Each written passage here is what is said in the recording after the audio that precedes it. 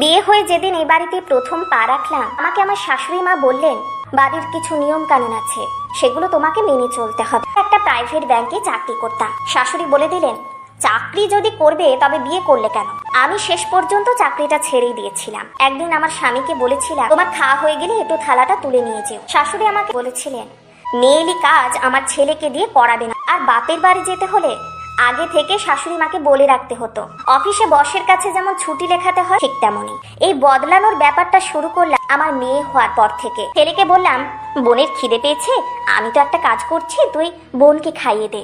শাশুড়ি শুনতে পেয়ে বললেন, মেয়েলি কাজগুলো ওকে অন্তত শিখিও না।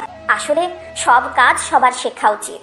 ছেলে মানে পায়ের উপর পা তুলে বসে থাকবে, সেটা হতে পারে না। আমরা মায়েরা ছেলে আর মেয়ের মধ্যে বৈষম্যমূলক আচরণ না করে একটা সুস্থ সুন্দর পরিবেশ রচনা করতে পারি, তাহলে হয়তো অনেক কিছু ভালো হতে পারে।